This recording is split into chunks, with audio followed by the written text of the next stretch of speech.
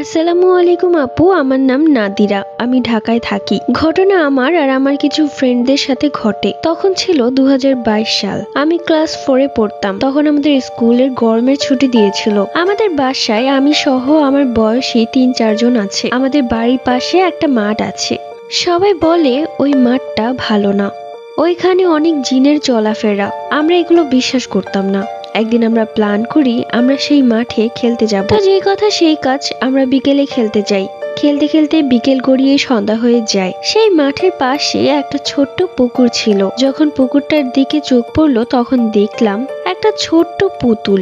পুতুলটা এত সুন্দর যে কেউ দেখলে পুতুলটা নিতে চাইবে। এত সুন্দর পুতুল এখানে কে ফেলে দিল, এটাই ভাবছিলাম। তারপর এত কিছু না ভেবে পুতুলটা পুকুর থেকে তুলে নিয়ে আবারও খেলা শুরু করি।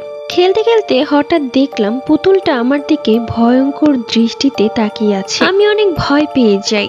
আমি আমার ফ্রেন্ডদের ডাকতে থাকি। আশেপাশে তাকিয়ে দেখি কেউ নেই। তখন আমার চোখ পড়লো পুতুলটার দিকে। দেখলাম পুতুলটা দাঁড়িয়ে আছে আর আমার দিকে আস্তে আস্তে এগিয়ে আসছে। এই দৃশ্য দেখে আমি অজ্ঞান হয়ে যাই। তারপর আমার আর কিছু মনে নেই। চোখ খুলে দেখি আমি আমার বাসায়। পরে আমার ফ্রেন্ডদের থেকে জিজ্ঞেস করলে তারা বলে আমি খেলতে খেলতে পুকুরের পাশে গিয়ে অজ্ঞান হয়ে যাই। পরবর্তীতে আমার মাকে আমি সব ঘটনা খুলে বলি। এই কথা শুনে আমার আম্মু কবিরাজকে ডেকে আনে। তিনি দেখে বলেন ওই মাঠে কিছু খারাপ জিন থাকে। সন্ধ্যায় আমরা খেলার কারণে তাদের ডিস্টার্ব হয়েছে, এটা বলে সে আমাকে ঝাড়ফুঁক করে একটি তাবিজ দিয়ে যায়। তারপর থেকে আর কোনো সমস্যা হয়নি, কিন্তু ওই দিনের কথা মনে পড়লে এখনো শরীরে কাঁটা দিয়ে ওঠে। এবং ঘটনাটি লিখেছে নাদিরা। যাই হোক, পরবর্তী ঘটনায় যাওয়া যাক। আমার নাম সামিয়া। ঘটনাটি ঘটেছে আমার নিজের সাথে। একদিন আমার মা আমাকে বলল চল আমরা নানার বাড়িতে যাই। আমি গেলাম না। অনেক জোরাজোরি করলেও আমি যাই না। পরে আমার মা চলে যায়। আমি একা থাকি বাসায়। রাত্রিবেলা পড়তে বসেছি।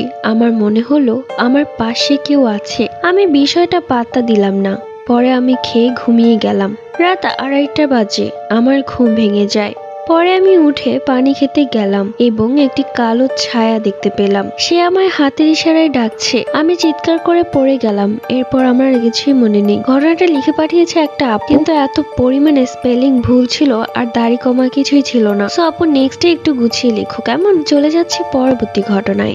আমার নাম শিমু। একদিন রাত 2টার দিকে আমার ঘুম ভেঙে যায়। চোখ গেল জানালার দিকে। দেখলাম সাদা শাড়ি পরে কে যেন একটা সামনের দিকেই যাচ্ছে। আমি সেখানে না তাকিয়ে পানি খেতে লাগলাম। পানি খেয়ে যখন আবার ঘুমাতে আসবো ঠিক তখন জানালার দিকে চোখ গেল। দেখলাম সাদা শাড়ি পরা সে, যার চোখ দুটো ছিল লাল, জানালার পাশে দাঁড়িয়ে আমাকেই দেখছে। ভয়ে চিৎকার দেই।